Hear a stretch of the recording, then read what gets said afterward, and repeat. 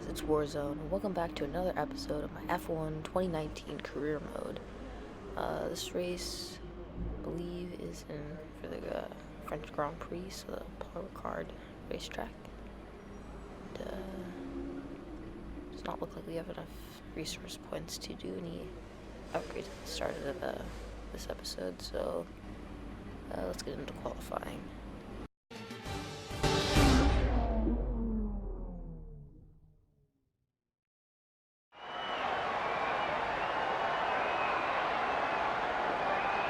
Welcome to qualifying for this weekend's French Grand Prix. The teams are making their last-minute adjustments before the lights go green and the fight for pole position gets underway.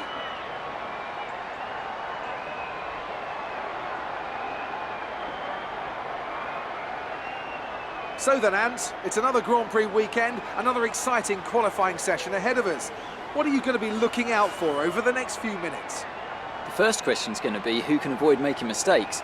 There isn't much margin for error in qualifying, and you have to bear in mind that the track conditions may have changed since practice, particularly as we've had a few support races in the meantime.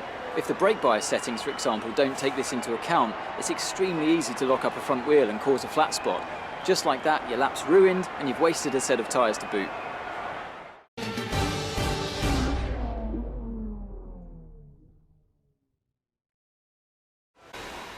So this race, I think we could do decent, because we got some long straights at this track, and we've done some weight reduction and drag updates, I believe. No. Yeah, I think so. And we got a pretty good engine anyway, and we do our lap. That puts us P16. So let's see where it actually lands us. P17, our teammate gets P18.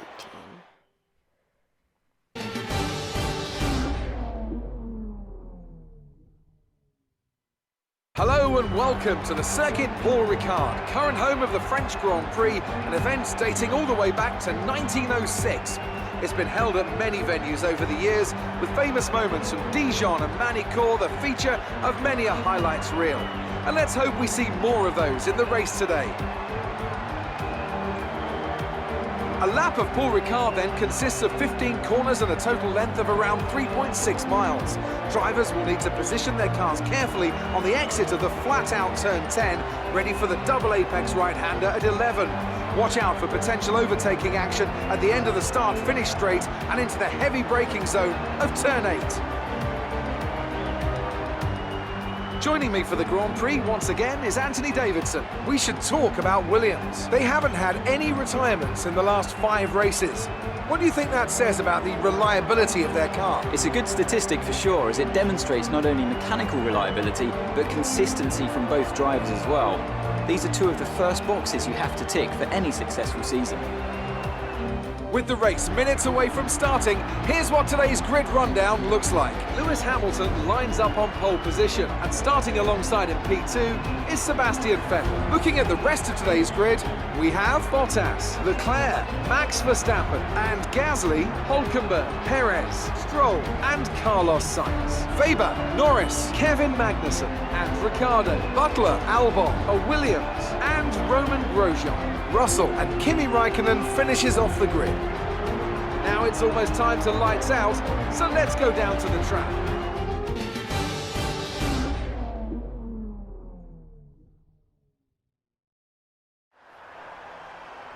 Okay, so our race strategy, we're going to do one stop, so mediums to hard, and I'm pulling on more fuel for the cars, so we can use more rich mix and keep a positive level of fuel.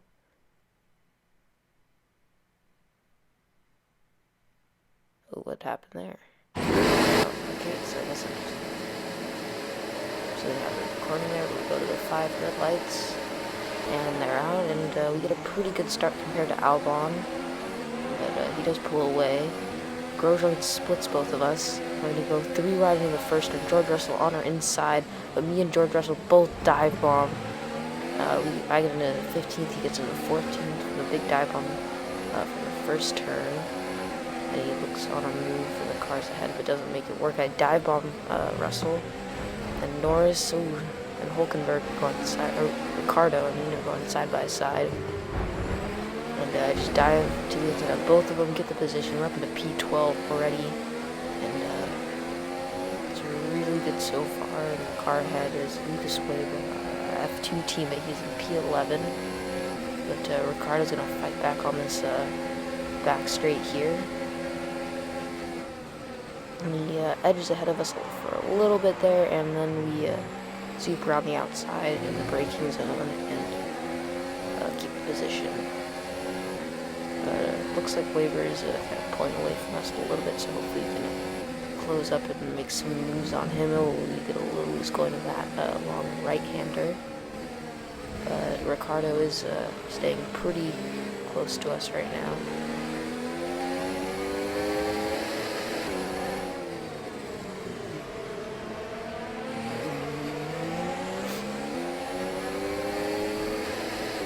But we have gearbox issues. I don't remember being aware on the gearbox being that high. I'm gonna go check that. It's not that high. This is just not going on the straights. Our gearbox is just failing us. It just won't let us shift up. It's just taking so long, and all our hard work is for nothing because our gearbox has broken pretty much. It's failing right now. But from a P12, from a P17 to P12, like a span of a few corners, and then just their gearbox fails us, which really sucks.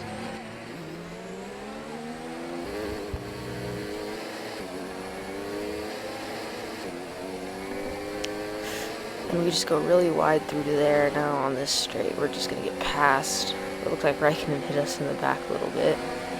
But Albon, Butler passing. Butler seems to be going slow also.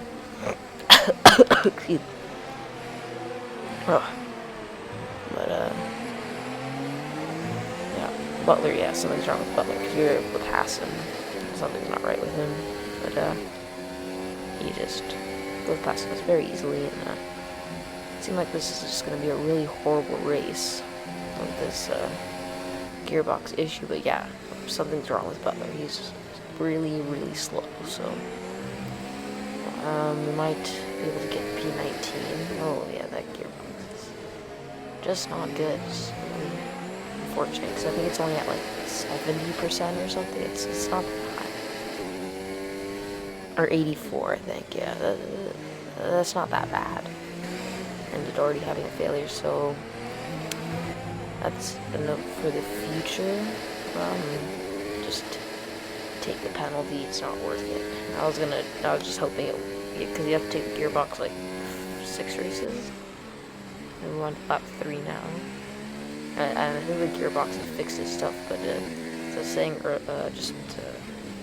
before this, I'm probably gonna just take the gearbox penalty if it doesn't last the whole time, and maybe do a durability upgrade for the gearbox in the future. Maybe not in the near future, but eventually I will. And 3 laps later, on lap 6, we've caught up to Devin Butler, so he must have really bad issues. Yeah, the Toro Rosso team just isn't doing very good. P18 and 19, and I hope we can pass Butler, so he'll drop down to P20. It kind of sucks because we're coming off our first points finish up the season, and then we just get hit with a gearbox issue, so that is just unfortunate. But we do have the straight line speed on Butler, so this shouldn't be too hard of an overtake, I think. We just close up through this right-hander. He goes defensive on the inside. We're going to try and go around the outside. He kind of forces us off the track a little bit, which slows us down. But we're staying right there. We make a huge lunge into that turn, but he's still there because we go really wide. We touch him off and just push him off the track. I just had none of it because he just didn't leave me any room earlier when I tried to make an overtake. So I just shoved him off. And yeah, he has a really major problem because he's going slow. And I believe Ricardo was pit because he was on the soft tires. And on lap 13, we've caught up to Albon and I believe Raikkonen. And we pulled away from Butler. It looks like a lot of people are pit because we are in P13. There goes a lot more people. We're into the points P7, but probably not for too long because we're just going to have to pit again. So that would probably drop us back down into about where we were. It's like, I think like that was like P19, maybe P18, depending on how Ricardo's doing on his new tires, because he had a pitter, because he's decided to start on the softs, and I ran around him, was on the mediums, and he dived to the pits, almost smashed into the wall there, on lap 14, and let's see how many cars passing his way, but it looks like he's doing a good job. He's in P8.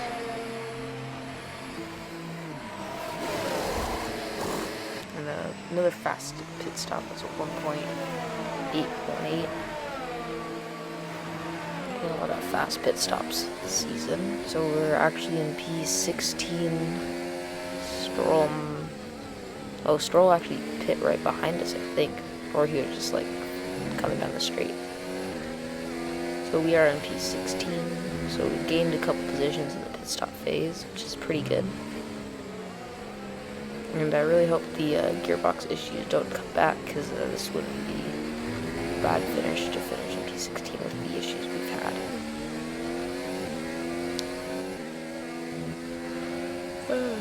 But I think Stroll, he has a pretty good, in the Racing Point, they have pretty good straight line speed, and as I say that, he just zooms past us.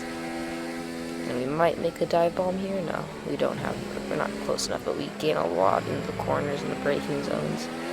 And I'm going to try and stick with him to get DRS on him on the main straight and try to overtake him there, because I don't think I'm going to be making a move into these turns.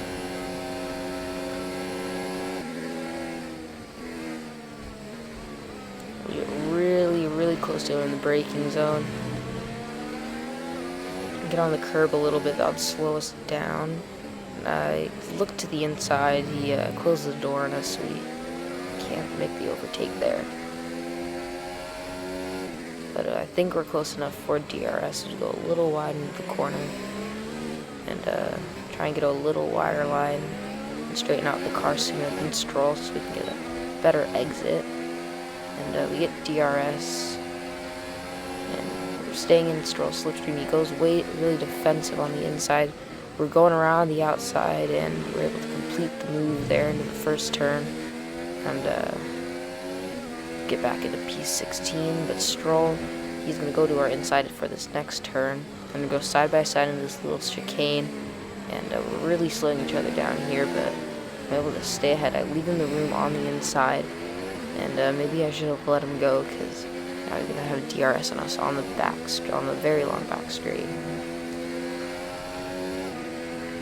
There's really, I defend a little bit, but there's really no point in actually doing it because it's just so fast.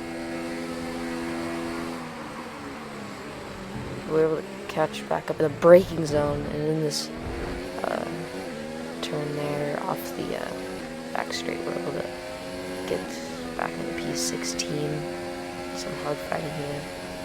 And Stroll's going to look to our inside of this long right hand and then pulls out of it. And Charles Leclerc gets the first, or gets the fastest lap of the race. So he must be going pretty quick.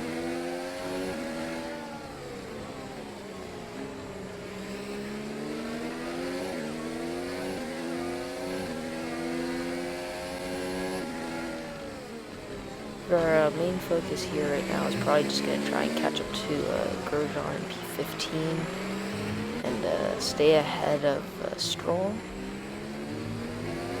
But it looks like we're being kind of slow because there's another car behind Stroll. I can't tell who it is. Maybe it's Kimi Raikkonen. Stroll passes us on the main straight. Yeah, it's Raikkonen. And we get a dive bomb there as Stroll walks up into the first turn.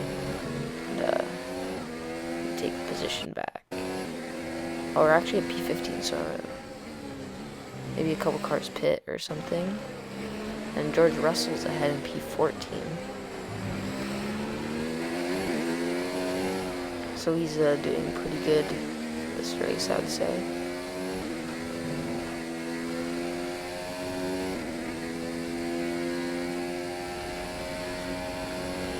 Yeah, we kind of pulled away from Stroll a little bit. Looks like Kimi Räikkönen is trying to make an overtake there, and he gets ahead, but Stroll takes a position back in braking zone. Oh no. We have some more gearbox issues. That is really unfortunate. And, there goes Stroll. And Kimi Räikkönen is going to pass us pretty quickly. This is just unlucky race right now. I would say our gearbox isn't that bad of wear right now, but I'm just trying to make some dive bombs here, try desperately to keep this position, but it's just not going to work. Stroll's going to pull ahead. We go really wide. Kimi Räikkönen is going to go down our inside. We're on this main straight. They're just all going to pass us here because we just got that gearbox issue where we just can't upshift fast enough. And there goes Albon. So Ricardo's behind us, so he just must not be having a good race. And I believe also Butler, so yeah, something was wrong with Butler at the start of the race, I think. I think he's doing a two-stop. I don't really know about that strategy, but he has caught up to us now. I'm at 21, and he's probably going to pass us now. Oh, wait. Our gearbox is now working again, and we're just going to try and push like crazy to get back to Albon and try and make up some more positions. But Ricardo goes around our outside on the straightaway, and not going to do too much about it. We're going to get really close to the rear of his car. We're just going to try and stay with him 1 second so we can get DRS on the main straight. Really hoping that we can catch up to Albon, Raikkonen, and Stroll, and gain those positions back.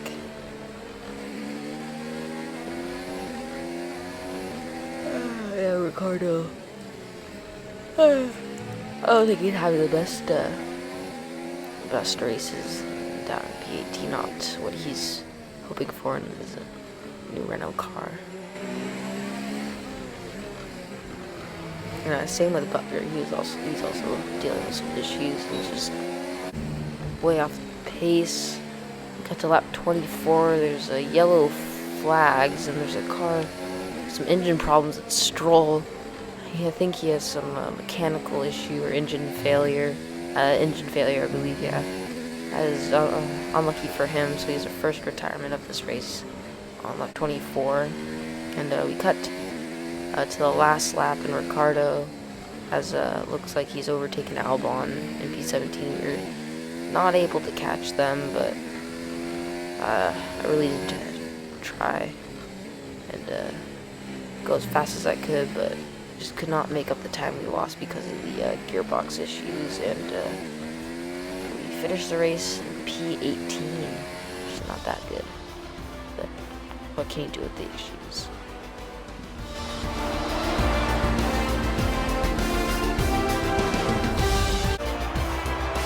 And Mercedes have pulled off a great victory here today.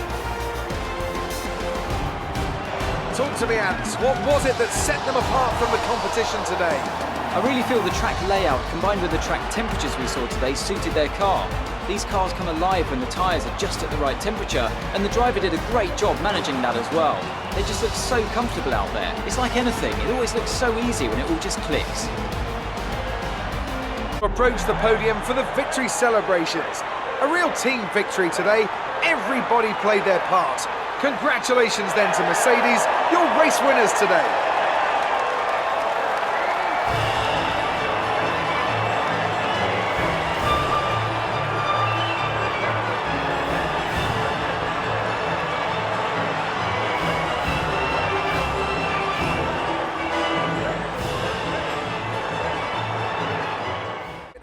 So it looks like George Russell finished in 13th.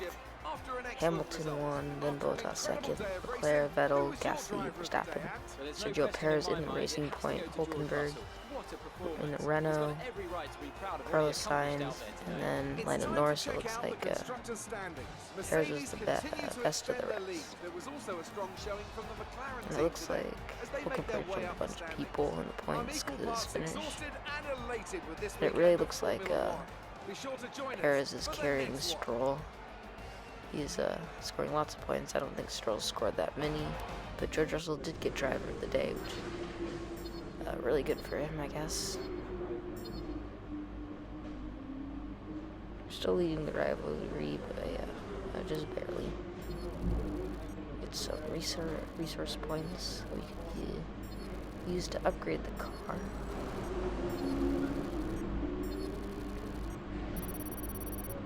Get 897, so we're up to 1,100 because we did complete that challenge of getting 2 drivers championship points in the last race at Canada, and we have a new contract to negotiate for our team. Put our expected qualifying position as 16th and expected race to position 17th, I guess. No, 18th for qualifying. First driver, team goal medium. And then reduced, all upgrades are reduced for a week. And then 1 to 2 upgrades per department, and we still got the level 3. Oh, that is. We need to make some compromises. So we failed our first negotiation. We just put our pit stop level to 1, and that makes it. All that's left is to sign the paperwork. Contract is accepted by the team. And we're going into the R&D tree. And I think I'm going to do the chassis here, or the drag update, or I'm not. I'm just going to kind of. So we gotta do got some wear on the engine, but if you guys did enjoy this episode, please like and subscribe, and I'll see you guys in the next one.